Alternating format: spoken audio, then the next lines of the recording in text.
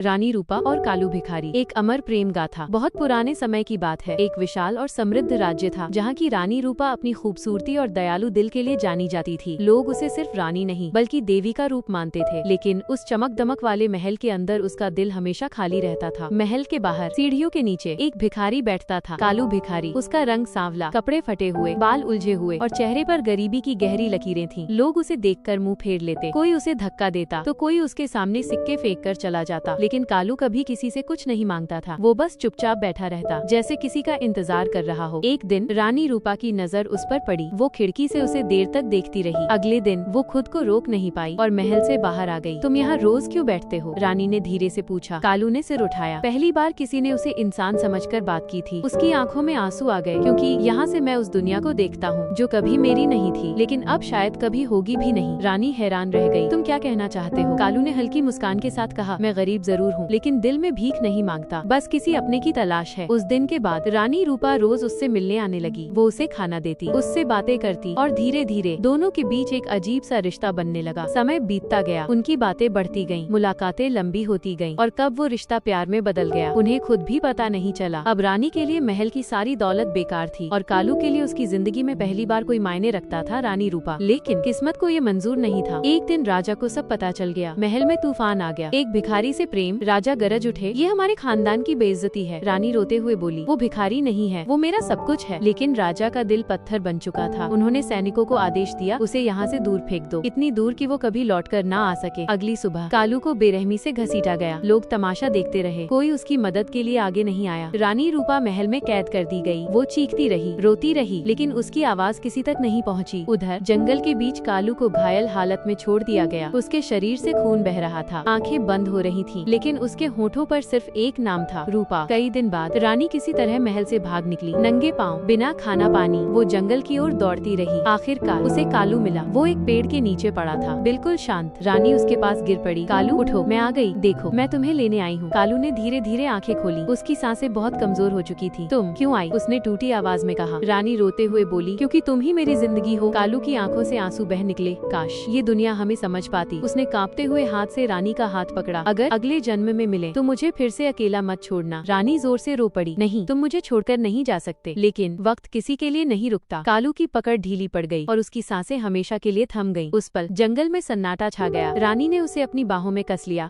और घंटों नहीं, दिनों तक वहीं बैठी रही। वो कुछ नहीं खाती, कुछ नहीं पीती, बस उससे बातें करती रहती। देखो कालू, मैंने कहा था ना, मैं तुम्हें छोड़कर नहीं जाऊंगी। धीरे धीरे उसका शरीर भी जवाब देने लगा। एक रात ठंडी हवा के बीच उसने कालू की छाती पर सिर रखा और आखिरी बार कहा, अब कोई हमें अलग नहीं कर पाएगा। और उसकी सांसें भी थम गईं। सुबह जब लोगों ने देखा तो दोनों एक दूसरे के गले लगे हुए थे, जैसे मौत भी उनके प्यार को अलग नहीं कर पाई। कहते हैं आज भी उस जंगल में रात को हवा रोती है और कभी कभी दो परछाइयां साथ साथ चलती दिखाई देती हैं, जो धीरे से कहती हैं, हम गरीब थे या अमीर, ये दुनिया का फर्क था, पर हमारा प्यार सिर्फ सच्चा था।